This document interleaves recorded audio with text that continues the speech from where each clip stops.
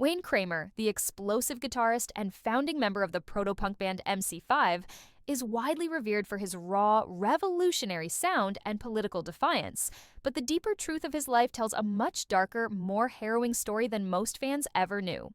While his incendiary guitar riffs and rebellious stage presence helped define a movement, Kramer's personal journey was marked by addiction, prison, heartbreak, and a decades-long battle to reclaim his identity in a world that was quick to forget him after the spotlight dimmed.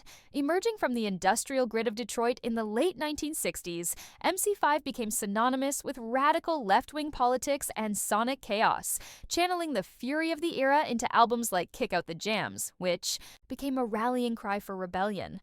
But as the band pushed boundaries musically and politically, they also attracted heavy surveillance from authorities and a backlash from mainstream culture.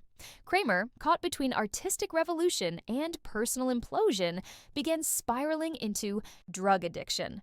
Heroin, in particular, became his crutch, a destructive force that numbed the weight of his disappointments as MC5 was dropped from its record label, fragmented by internal strife, and ultimately dissolved in 1972. The dream was over, and Kramer found himself broken and disillusioned. In 1975, Kramer's descent into darkness reached a critical point when he was arrested for selling cocaine to undercover federal agents. He was sentenced to 4 years in a federal penitentiary in Lexington, Kentucky, a place filled with violence, despair, and lost souls. The same man who once stood as a symbol of resistance and youthful idealism was now an inmate, struggling to survive a system designed to crush the spirit. Yet, ironically, it was within prison walls that Kramer began to rebuild himself. He played in the prison band, reconnected with music as a lifeline, and slowly began the painful process of recovery, not just from addiction, but from the wreckage of fame and failure. When he was released, however, he faced a different kind of imprisonment, obscurity.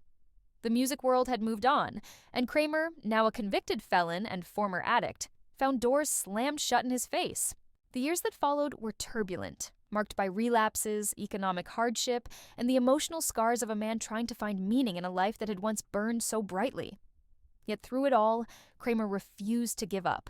He fought his way back into the music world, eventually finding peace through sobriety, activism, and a renewed passion for helping others. In 2009, he co-founded Jail Guitar Doors USA, a nonprofit organization providing musical instruments and rehabilitation programs to inmates, turning his darkest chapter into a mission of healing. He also returned to the stage, not as the angry young man he once was, but as a survivor with a story to tell, one laced with pain, regret, redemption, and resilience.